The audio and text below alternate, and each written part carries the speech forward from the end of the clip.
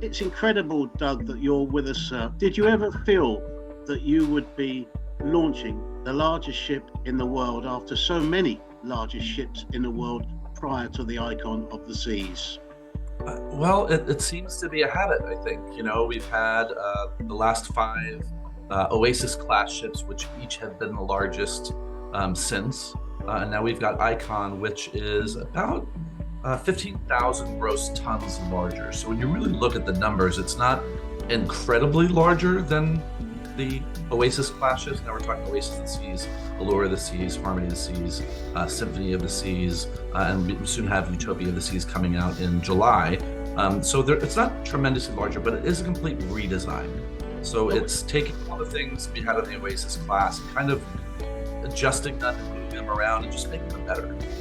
Well, I wanted to talk about the gross tonnage at 256,000 tons, and I want to get onto that design. It's really important for our listeners and viewers to be able to understand the size of this beautiful lady getting ready to sail the seven seas.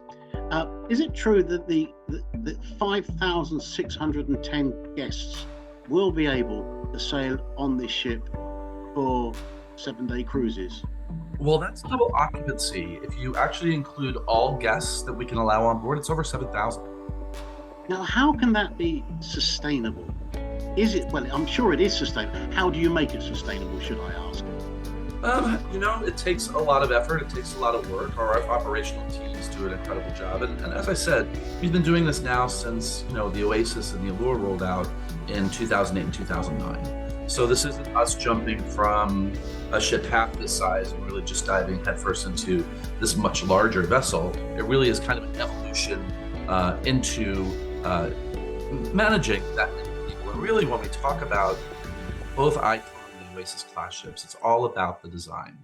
So we get a lot of eyes rolling when we say, hey, this is going to be the biggest ship in the world. We can take up to 7,000 people, over 5,000 double occupancy, and people get scared or turned off from that. But if you really look at how the ship is designed in different neighborhoods, you've got a lot of small spaces, and that's built so people don't feel like they're surrounded by thousands of people at any given time.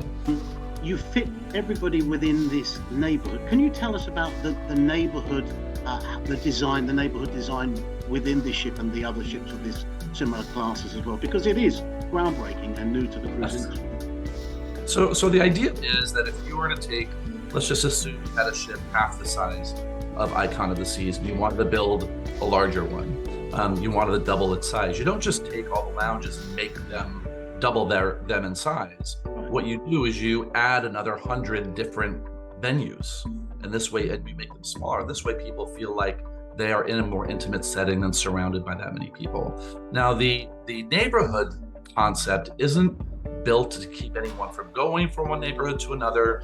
You can come and go as many times as you like. It really is, again, to make people feel like they're in a smaller area. So if you look at things like our Central Park, which is on Icon and our Oasis class ships, it's got over 12,000 plants in an open area. So that's one neighborhood. Then you've got the boardwalk, which exists on our Oasis class ships, also known as Surfside of Icon. And that's really kind of more family orientated for more kids. So everyone's got their own space, but you can come and go as you like. There's no restrictions. How does that work, Doug, when it comes to embarkation, disembarkation for shore excursions, and of course at the beginning of the voyage and at the end of the vacation? Are there different gangways? Yeah, you're absolutely right. And that could be a big scary thing. And going back to 08 and 09 when we launched the Oasis class, we really sat down and wanted to look at the rules and regulations on things like the safety drill on board. When you get on board the ship, you've got to go through a safety drill. And back then we found out that there was no requirement back then that said you had to bring your life vest with you when you went to the safety drill. As you might remember, Tony, that you used to go get the life vest. Everything would stop on board for about an hour. They'd have to go and they'd have to go sit down on the lounge or stand down outside. So we discovered you didn't need that anymore. So we don't require that any longer. But what really has evolved in the last few years are the apps. So now all the check-ins done on the app. So a year ago, I was in Galveston, Texas, just outside Houston. We were launching a ship there. And everyone that boarded that ship, it was 15 minutes from the parking lot to the bar. 15 minutes. Because the vast majority, 85% plus, were doing everything via the app, meaning taking their picture, registering their credit card, and that now they're even doing the safety briefing on the app. So no longer do we have to shut down on day of embarkation for about an hour for the safety briefing. You literally go on the app, you listen to the alarm bells, you follow a few directions, you go check in where your station is. But when you go check in, you can bring a cocktail with you. So nothing shuts down any longer. It's a whole different piece. But already I know that people listening are going to actually find that very appealing. Yes. How did this? I want to move on to that design shortly, but who are the brains and where's the thought behind all of this? What was the kind of the light moment to move forward with these initiatives? Well, it didn't come from me. So we have had a CEO who retired just a few years ago. Richard Fain, yes. Who really pioneered a lot of this and drove a lot of this. And we've had on retainer queue specialists, line specialists, just to figure out how we can get around any lines. And really the modern technology has allowed us to do that now. Even now, when you disembark the ship in certain big ports of call like Miami and Fort Lauderdale, you have to do very little. And it's the same thing that happened yesterday. Not yesterday, 2 days ago, I flew in from Mexico. And as I went through US Customs, they didn't even look at my passport. All they did was take a picture of me, and the guy behind the desk said, "Thank you, Mr. Grau, go ahead." It's all facial recognition, so it moves enormously fast. Do you have a fail-safe though, Doug? Do you have like a B plan? We know that technology can be hit or miss at the best of times. Yeah, we haven't had to put it in place too often. And again, there are certain ports of call that don't have those technological advancements in place. Sometimes it depends on the port of call itself. So there's always a beep. We can always go live with our tablets, and you'll see that when you check in now that everyone's checking in with a tablet. You don't necessarily have to go to a desk. There's scanners. So even if we had to go that direction, it moves much faster than it wants to. What with the customer service questionnaires? What have you felt has been the response, the feedback from these new initiatives? So the tough part about feedback is that you don't know if something's good. You always know when it's bad, right? So you always get feedback when things don't work. Yeah. And really for many years, the pain points or the friction points that we've had were on embarkation and disembarkation, because now we're reliant on US Customs or customs of another country. And then we might have half the ship that are US, half the ship that are non-US. So it really depended. There were we were dependent on many other areas that we didn't control. But by putting in the facial recognition and the apps, it really fell back in our control. And so our ratings have never been higher overall. What has been your competitors' response to what you've been achieving over the last 25 years or so? I think all are moving in that direction. I think we were the first one with the app. I know Princess specifically has been pushing their wearables, which is the device you wear to get on and off the ship, that type of thing. I don't think it's that much different. We just feel that with the app, everyone's got a smartphone. You know, they can do all the stuff beforehand where you can't do it with the wearable. So that's the direction we decided. What about we're going back to the design and the fuel? How has it fueled the new icon of the seas? It's natural gas. It is natural gas. First ever. Wow. So it's all natural gas. We're playing with a lot of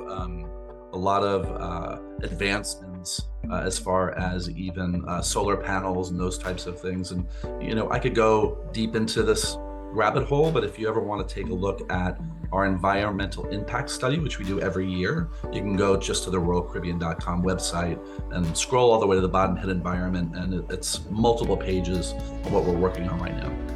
So from the mechanics of the vessel to, let's just say, the fun part, and that's inside, if you could maybe just give us like a mental picture of what guests can expect from their cabins. Has this the technological innovations, have they transferred to the cabins as regards to watching TV and ordering and just making their stay more comfortable? Yes. So there are certain things that we've been playing with for a while, and If you remember, and you've been on ships lately as well, the photographers are a great example. So now when you board and they take a picture they'll swipe your card, not because they're charging you for anything, but because now they can attach your photographs to your room. So we're playing with technology now that allows you, while you're in your room, to turn on the photo channel and look at your own photographs instead of having to go down that gigantic, hall of photographs and kind of sort through them. So that's one way we can do it. Again, the photographers has facial recognition, so that makes it a little bit easier. So as far as the cabins go, I'm happy to say we've become a little bit more European in that there's one card key that turns on everything once you get into the room. That hasn't been a very American thing that happens, where you go and you've got to put the card key in the slot and it turns on the lights. So that's become...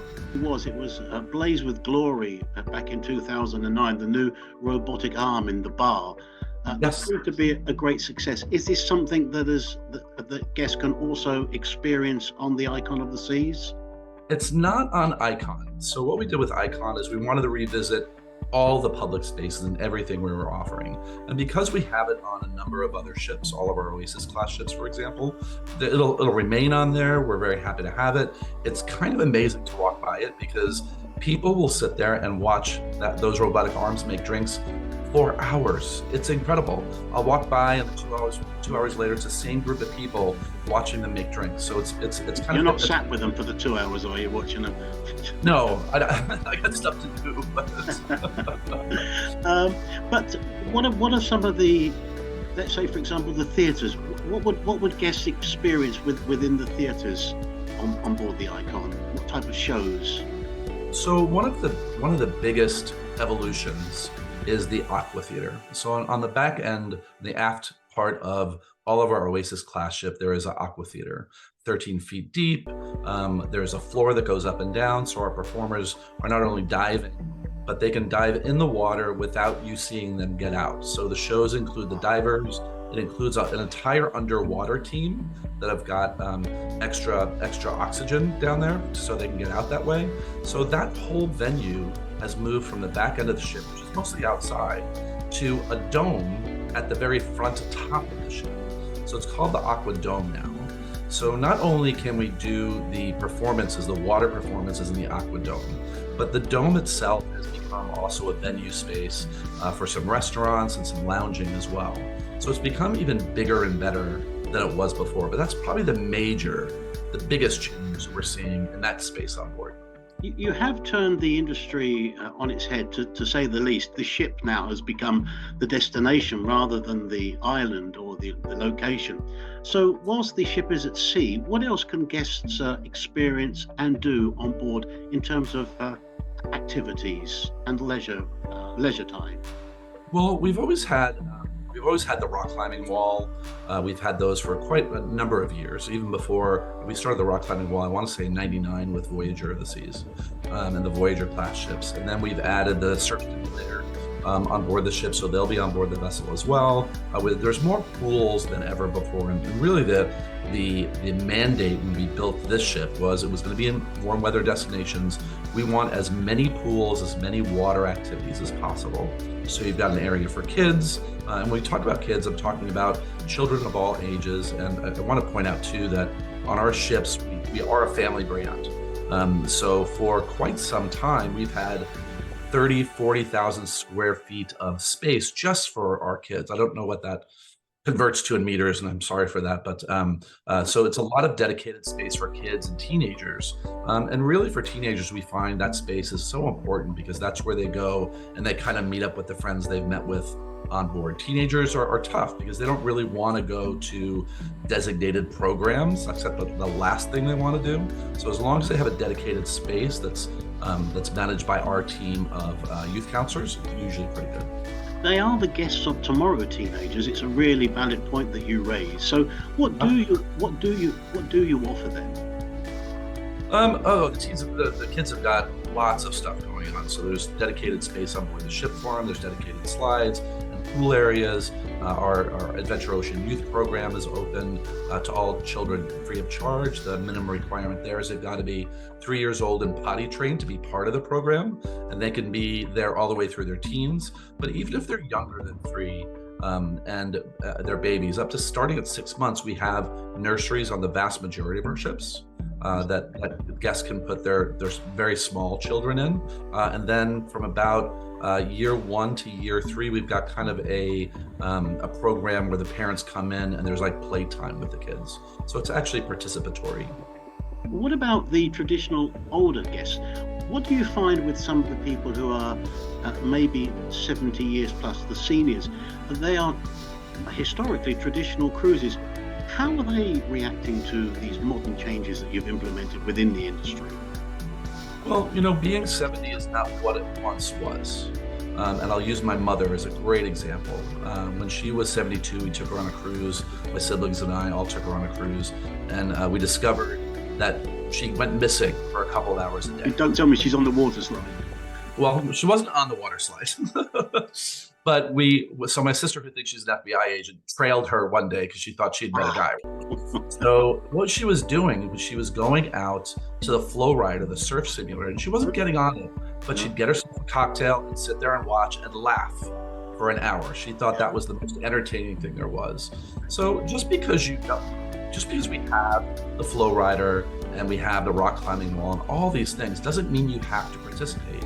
No. A lot of these things are watchable, and you can live through everyone else who's participating. And that's such a good point, because often we learn that when you do create an activity, lots of people don't want to take part, but they want to watch. So there's an audience. Now, what about solo travelers? Do you offer guests solo occupancy cabins? We don't have a ton of them. There's not any on Icon, but there are solo cabins on some of our other ships, both our Quantum class and our Quantum class and our Oasis class. And those you only pay for the one guest. They are smaller than the regular rooms, and they're kind of scattered throughout the ship. I would say our Quantum class probably have more than most. And on a Quantum class, there's even single balconies. They're tight. They're made for one person, but if you want to go solo, you can do that. And how many of the cabins have got balconies? I don't know off the top of my head. If you're talking about Icon, the vast majority. The vast majority. There's more boxes. What about wheelchair users? I would imagine a ship of this size, it must be ideal for them because there's just so much space. Is that so? Absolutely. So here in the States, we've got to fall under the Americans for Disability Act, which requires that everything is wheelchair accessible. So when you build a ship, you're really building expecting to fall under that act for the next 20 or 25 years, right? So you can't really just add something onto a vessel. So you've already got to kind of build it in. So that's always been built in. So we're talking about electronic arms that help people get in and out of the pool. Really? They've been in place for many years now. So there's a whole ton of things we do for our guests that have got limitations or disabilities. And they're not just mobility disabilities. So an example is our deaf guests. So here in the States, if our deaf guests are cruising with us and they let us know 6 months in advance when they're leaving from a U.S. port, we source 2 sign language interpreters for even if there's just one guest. We cover that cost. And those 2 sign language interpreters are available to them up to 20 guests, and they'll bring more on if needed. So we've had that in place for a long time. I have sat with our accessible seas department, which handles all the special requests, whether it's dietary, mobility, hearing, seeing, dialysis for that matter. And I understood about 25% of what they were saying after about 2 hours with them. So they are the experts here, and those are the ones you want to reach out to see if you fall in those parameters. Things like autism, there's a very large scale, and even mobility. Some people might need a wheelchair because they can't stand too long or they can't go up steps, where others are in the wheelchair all the time. Well, this is obviously an inclusivity that would appeal to a lot of guests. And you talk about culinary requirements as well. I would imagine that, of course, you take everything into consideration as regards to gluten-free and all of the other culinary requirements that your guests ask for. And do they have to, again, do that in advance, or can they do it once they come on board? They can always do it once they come on board if you can let us know in advance, especially if it's an allergy, a peanut allergy, those types of things. Please let us know. Then it's in the record, and everyone on the culinary side can see it. If you wait till you get on board, it might take a little more time for everyone to get up to speed. So just let us know beforehand. Your travel agent can do that for you and put that notation in there. Again, here in the States, we've had a lot more celiac disease. So, if you're looking for food choices that don't include gluten, then that's another great option. And we've seen more and more of those in the last 4 or 5 years than we've ever had before. And can you see the way that I've steered us very nicely towards everybody's favourite pastime on board, and that is eating. So, I would imagine that you've got chefs from all over the world serving a gastronomical delight of food. I mean, where do we begin? But if you could bullet point the type of food that the guests can experience on board Icon, what would it be? It's a little bit of everything. I mean, certainly we've got the main dining room that we always have. That's part of your cruise. So you go there for dinner most often. You can certainly go there depending on the day for breakfast or lunch. We've got the Windjammer Cafe, which is our more of a buffet style, but even that's evolved over the last 10 or 15 years, where really it was only open for breakfast and lunch, but now it's open for dinner as kind of a casual dining option. So you can go in there at night with just shorts and a t-shirt on. If you've been in port all day or a little exhausted, you can do that quick and easy. But there's a whole host of specialty restaurants, from steakhouse to an Italian gourmet restaurant called Giovanni's. I think the big takeaway and the big difference we've seen in the last few years, and it's certainly happening on Icon more than on any other ship, are the grab and go options. So we have more grab and go options by the pool. So if you want to get a burrito or some tacos, we've got a Mexican grab and go called El Loco Fresh. So it's more of that kind of grab and go that people are looking for. They don't want to sit down always for an hour, 45 minutes to an hour and a half for a meal. They just want to grab something quick and go, especially if they're by the pool. They don't want to have to go put their clothes back on if they've been lying by the pool, go inside the Windjammer or the dining room, then come back out an hour and a half later. They just want to grab something quick, have it poolside. And the main restaurant, how many guests does that seat, or does that fall within the neighbourhoods? This is what I was quite interested to find out. Is it, as I say, one main restaurant, or does it, as I say, is each neighbourhood designated a restaurant? No, again, the neighborhoods aren't split up that way. You're not required to stay in the neighborhood that you are either booked in or that you're visiting. So the main dining room is a 3-story dining room. It's massive, and that is available to everyone. It's not in any designated neighborhood. I'd love to see that. It must be quite awe-inspiring just to look at that three tiers of everybody literally just sitting down on a formal night. Now, on a formal night, is it still formal attire or is it semi-formal? I think it depends on what you're comparing it to. From the time you and I worked on board, it's a lot less formal than it once was. Especially if you're thinking about going to a warm weather destination like the Caribbean. That's where Icon will ultimately sail, is in the Caribbean. People don't want to pack as much as they once did. They don't want to have to pay for all the extra luggage costs. They don't want to haul all their stuff around. So what we typically see on a regular 7-night cruise is there used to be 2 formal nights. There used to be the captain's welcome party, which usually the first day at sea, and people get dressed up. And people still get dressed up for that. But what we are seeing is that families will come on. Everyone gets dressed up. The kids are wearing their suits, and the young girls are wearing their dresses, and they get pictures. And then once dinner's over, they go back to their room and change and put on shorts and t-shirts. Everybody still wants that excuse to get dressed, and then there's the informality. Then they can go to the show, which I think really does make sense. And you talk about destinations, and it's certainly something that I want to do as we kind of close our interview today, our get together, and I'd like to thank you I know you're a very busy man, but when it comes to destinations, logistically, how are some of the small islands coping with such a large amount of footfall from the ships? Have they got the infrastructure? Are they pleased? Because I know some places around the world are now, of course, banning ships because they're too big. How does that work with Icon? So there are some ports that are banning ships, and I think Venice was probably the most recent one where they were banning anything. I believe it was over 74,000 gross tons, and they weren't letting it go through the Grand Canal. And that had more to do with the movement it was making in the water to go through the Grand Canal than anything else. So Venice has become very restrictive. I want to say Barcelona, probably for those of you in the UK that go to Barcelona can jump over there quite quickly. There's a little over tourism there. But when we look at where the big ships go, they don't go to the small ports of call. So we only go to the big ports of call, and only ports where we have a dock. So we do not go anywhere we can tender.